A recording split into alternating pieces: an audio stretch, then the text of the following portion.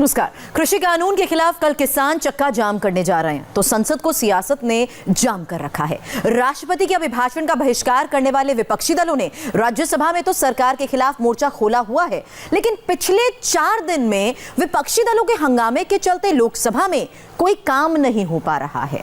हर दल की अपनी पॉलिटिक्स है, हर नेता के सर्वाइवल का सवाल है। किसानों के आंदोलन से संसद में ट्यूनिंग बिठाने वाले दलों की पूरी पॉलिटिकल पिक्चर अब क्लियर हो गई है। जिस वक्त दिल्ली की सरहदों पर अड़े किसान देश भर में चक्का जाम की योजना बना रहे थे, उस वक्त हिंदुस्तान की संसद में खून की खेती के इल्जाम लग रहे थे। किसानों के नाम पर कृषि कानूनों के विरोध में, मोदी सरकार की मुखालफत में विरोध की ये सियासत इतनी स्याह है कि राजनीति की रोशनाई से लोकतंत्र को लाल करने वाले जुमले ही निकलते हैं। जहां बात तर्कों और तथ्यों पर नहीं होती, जुबान धमकियों वाली होती है। हिंदुस्तान की तारीख का ये वो दौर है जब जिद सिर्फ सरकार को झुकाने की है, तो कानून की कमी बताने की बजाय काली सियासत की जाती है। आपको बताना चाहता हूं कि मैं किसान यूनियन से भी 2 महीने तक यही पूछता रहा कि कानून में काला क्या है, एक मुझे बताओ तो मैं उसको ठीक करने की कोशिश करूं। लेकिन मुझे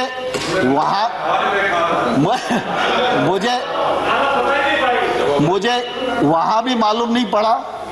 और जब प्रतिपक्ष के मेंबर्स ने भी, दीपेंद्र भाई आपका भी भाषण मैंने सुना, तो मैंने गौर से सुना कि कानून खराब है, कानून को रिपील कर दीजिए, वो हो ही जाएंगे और ऐसा वैसा सब लोगों ने अपनी बात की और करना भी चाहिए उन्हें। लेकिन कानून के प्रावधान को यह किसान के प्रतिकूल है, यह कम से कम किसी ने बताने की कोशिश नहीं की। मौका था राज्यसभा में राष्ट्रपति के अभिभाषण पर धन्यवाद प्रस्ताव पर चर्चा का। माहौल भी शायराना था, मगर हुकूमत पर हमला सियासी तौर पर कातिलाना था। कि हो गई है पीर पर्वत सी पिघलनी चाहिए, हो गई है पीर पर्वत सी पिघलनी चाहिए, इस हिमालय से कोई गंगा निकलनी चाहिए, और सिर्फ हंगामा खड़ा करना मेरा मकसद नहीं, मेरी कोशिश है कि ये सूरत बदलनी चाहिए। आज मुल्क में जो हालात है किसान के मान्यवर, आज क्या हालत कर दी गई है इस देश में। पिछले 76 दिनों से किसान आंदोलन पर है, उनके ऊपर लाठियां चलाई गई, आंसू गैस के गोले छोड़े गए, बूढ़े किसानों की आंखें फोड़ दी गई, कड़कती ठंड में पानी की बौछारें की गई, उनको आतंकवादी कहा गया, उनको गद्दार कहा गया, उनको खालिस्तानी कहा गया मान्यवर, उनको अपमानित किया गया। यहां तक कि भारतीय जनता पार्टी के एक विधायक ने कहा ये किसान नहीं आतंकवादी हैं, इनको सूट कर देना चाहिए, और अगर दिल्ली पुलिस नहीं कर पाती तो मैं इनको जूतों से मारूंगा।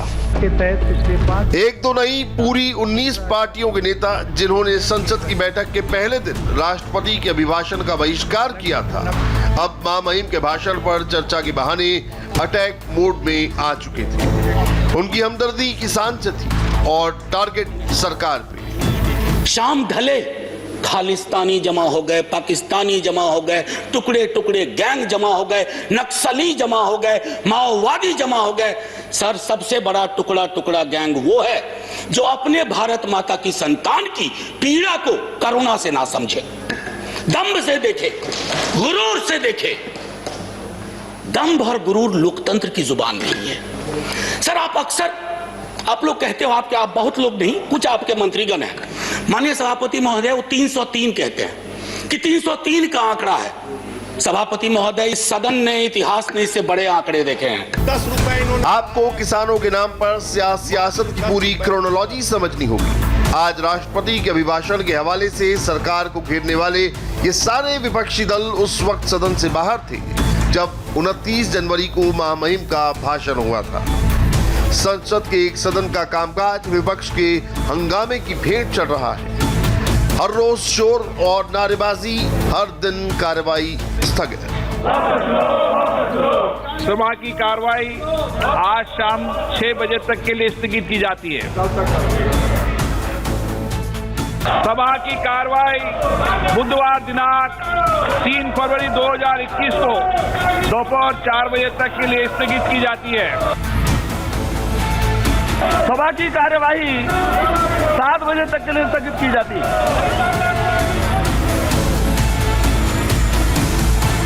एक तरफ तो विपक्ष के तमाम सांसद सरकार को पूरा भरोसा देते हैं कि वो सदन की कार्यवाही चलने देंगे, जिसमें कांग्रेस पार्टी के भी सांसद शामिल होते हैं, लेकिन वहीं दूसरी तरफ संसद के पटल पर ये तमाम जो सांसद हैं वो ऊधम मचाते हैं, जिसके बाद लोकसभा स्पीकर को मजबूरन सदन की कार्यवाही स्थगित करनी पड़ती है। इस सब के बाद विपक्ष का दो मुंहा चेहरा सामने आता है, जिसमें विपक्ष कहता कुछ है और करता कुछ और है। कोरोना काल में जब संसद को संक्रमण के जोखिम के बीच चलाया जा रहा है, तब सदन की कार्यवाही चलाने की देश एक मोटी कीमत चुकाता है। पर संसद चलाने में खर्च होने वाले ये पैसे विपक्ष अपने हंगामे से ये कहकर उड़ा देता है कि वो तो जनहित में गुल मचा रहा है। विपक्ष को अपने हंगामे की वो कीमत भी जान लेनी चाहिए जो देश चुका रहा है। एक साल में संसद की बैठक 100 दिन होती है। एक दिन में करीब 6 घंटे कार्यवाही चलती है। एक दिन की कार्यवाही का खर्च करीब 6 करोड़ रुपए है, यानी संसद की 1 मिनट की कार्यवाही लगभग 2.6 लाख रुपए बैठती है। 1 मिनट भी संसद ठप होती है तो जनता की जेब से 2.6 लाख रुपए बर्बाद होते हैं। कोरोना काल में ये लागत और बढ़ गई है, यानी संसद में विपक्ष का हर 1 मिनट का हंगामा देश को करीब 3 लाख रुपए का पड़ रहा है। 29 जनवरी को संसद के बजट सत्र की शुरुआत हुई। राष्ट्रपति के अभिभाषण और बजट पेश करने वाले दिन को अगर छोड़ दें तो लोकसभा की कार्यवाही ठप रही है। विपक्ष इस बात के लिए हंगामा कर रहा है कि 3 कृषि कानून काले कानून हैं, इन्हें वापस लेना चाहिए। साथ ही साथ इस मसले पर बातचीत के लिए अलग से समय मुकर्रर किया जाना चाहिए। दूसरी तरफ सरकार का तर्क है कि राष्ट्रपति के अभिभाषण पर धन्यवाद प्रस्ताव चर्चा के दरमियान किसानों के मसले पर भी सांसद अपनी बात कह सकते हैं, चर्चा में शिरकत कर सकते हैं। विपक्ष के इस हंगामे के चलते सदन की कार्यवाही के लिए होने वाले करोड़ों रुपए बर्बाद हो चुके हैं। लोकसभा में हंगामा करने में जुटा विपक्ष राज्यसभा में हुकूमत पर हमलावर है, क्योंकि वहां उसके पास सरकार से मुकाबले के नंबर्स हैं। इसीलिए राष्ट्रपति के अभिभाषण का तो बहिष्कार हुआ, मगर उस पर परिचर्चा के बहाने से मोदी सरकार पर हमला करके पॉलिटिकल पॉइंट स्कोर करने की बारी आई तो सदन में विपक्षी दलों के बीच बोलने की होड़ लगी हुई थी। कांग्रेस, एनसीपी, टीएमसी, आरजेडी, नाम गिनते जाइए, शक्लें सामने आती जाएंगी। विपक्ष का हर वो दल मुखर था जिसे किसानों के नाम पर अपना राजनीतिक एजेंडा सेट करना था। करीब 2.5 महीने से दिल्ली की सीमाओं पर किसानों का आंदोलन चल रहा है। सरकार और आंदोलनकारियों के बीच 12 राउंड की बातचीत भी हो चुकी है, लेकिन न तो किसान इस कानून की कमियां बता पा रहे हैं और न ही उनके समर्थन में उतरने वाले राजनीतिक दल। उन लोगों ने बस एक जिद ठान रखी है कि किसी तरह से मोदी सरकार को झुकाना है, इस कानून को वापस कराना है। नहीं, बात तो कर सकते हैं, मगर किसानों की इशू क्या है? किसानों की इशू ये है कि इन कानूनों को वापस लीजिए, और कोई इशू तो है ही नहीं। संसद में हंगामे के बाद राज्यसभा में राष्ट्रपति के अभिभाषण पर परिचर्चा भी पूरी हो गई है। अब सोमवार को प्रधानमंत्री नरेंद्र मोदी विपक्ष के सारे आरोपों के जवाब देने वाले हैं। प्रधानमंत्री धन्यवाद प्रस्ताव के जवाब में क्या बोलेंगे, उसे समझने के लिए आपको इस वक्त संसद ही नहीं पूरे देश की पॉलिटिकल पिक्चर को समझना होगा। विपक्ष के हर नेता का अपना अलग एजेंडा है। पंजाब से लेकर पश्चिम बंगाल और बिहार से लेकर महाराष्ट्र तक हर सियासी लीडर के अपने सर्वाइवल वाली स्क्रिप्ट है, जो किसान आंदोलन की कलम से कुर्सी वाली कलाबाजी के किस्से लिखना चाहते हैं। इसीलिए हंगामे को हथियार बनाया है। बढ़ जाइए please please please go back to your seat. कृपया करके अपनी सीट पर वापस जाइए, चर्चा प्रारंभ कराइए प्लीज।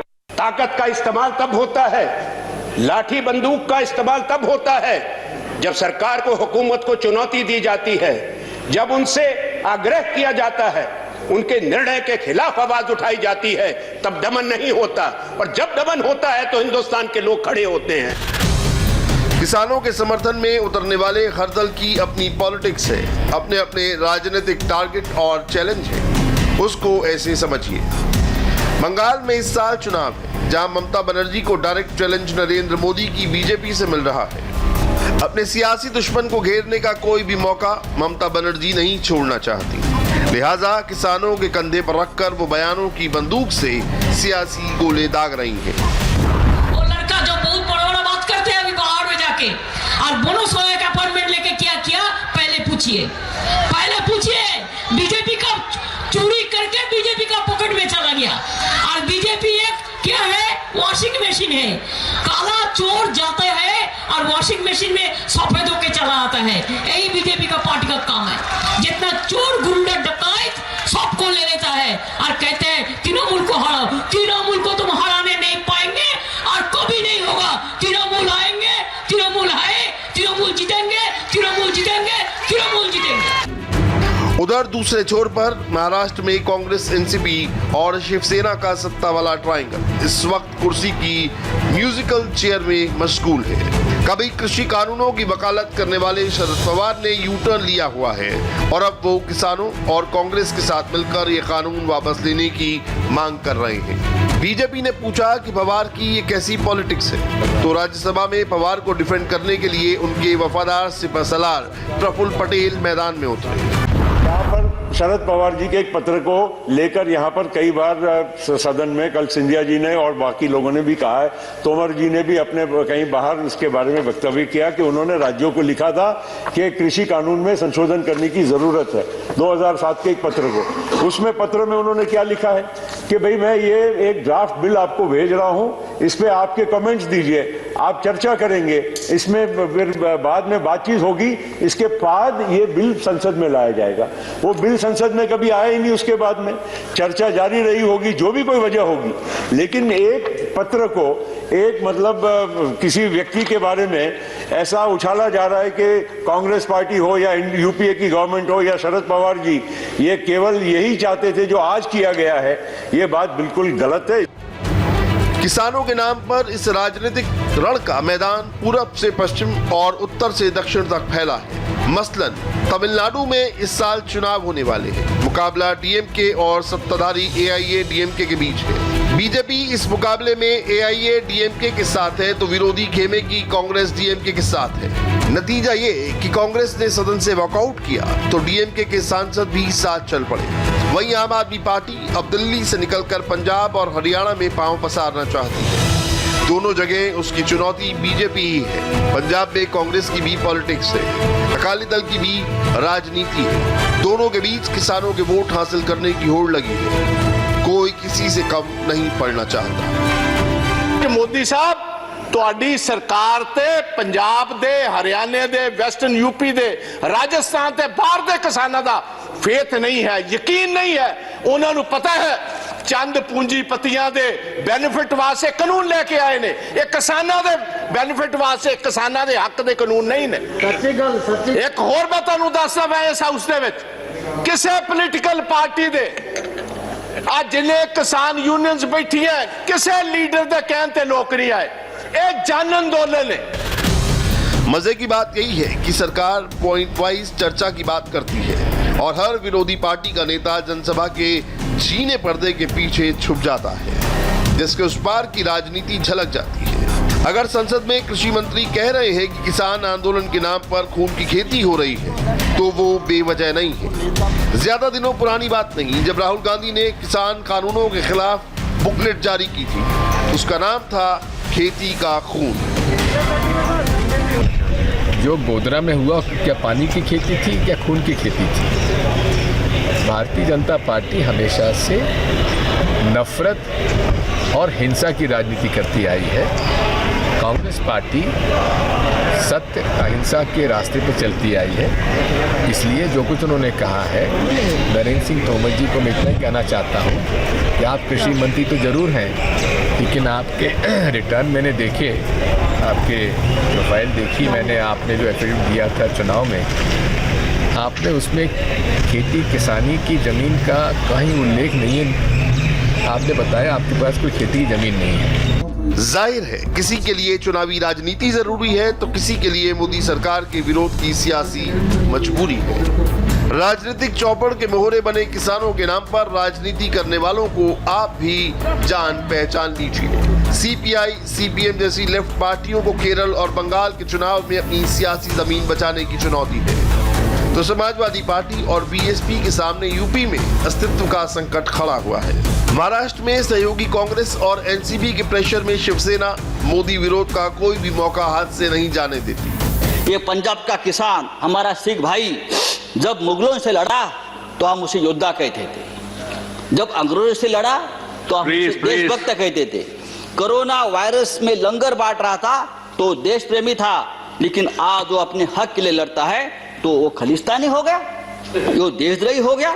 ये कौन सा अन्याय है? प्रोटेस्ट के नाम पर चल रही इस पॉलिटिकल रस्साकशी को खत्म करने का प्रस्ताव किसानों की तरफ से ही आया है, जिन्होंने नीतीश कुमार के सिपहसालार केसी त्यागी को मध्यस्थता करने का प्रस्ताव दिया है। मगर केसी त्यागी ने इसके लिए नीतीश कुमार, प्रकाश सिंह बादल और अजीत सिंह जैसे नेताओं के नाम उछाल दिए हैं। इस लड़ाई को एनडीए वर्सेस यूपीए नहीं होना देना चाहिए। ये किसानों के 100 साल के असंतोष का नतीजा है और ये 6 साल का भी नहीं है। लिहाजा उनके बीच में ही ये वार्ता होनी चाहिए। हमारे पास कई प्रसिद्ध किसान नेता भी रहे हैं और जो कृषि मंत्री भी रहे हैं। सबसे ज्यादा रेस्पेक्टेड नाम प्रकाश सिंह बादल का है, नीतीश कुमार जी का है, शरद पवार जी का है, राजनाथ सिंह जी का है, अजीत सिंह जी का है और स्वयं तोमर जी का है। लिहाजा इन सब लोगों को भी इसमें एंगेज करना चाहिए ताकि ये लोग भी अपने अपने अनुभवों से कंट्रीब्यूट करें। सरकार किसानों से बातचीत को तैयार है, हर पॉइंट पर डिस्कशन के लिए रेडी है, कानूनों को सस्पेंड करने के लिए भी तैयार है। अब दूसरे पाले से पहल का इंतजार है।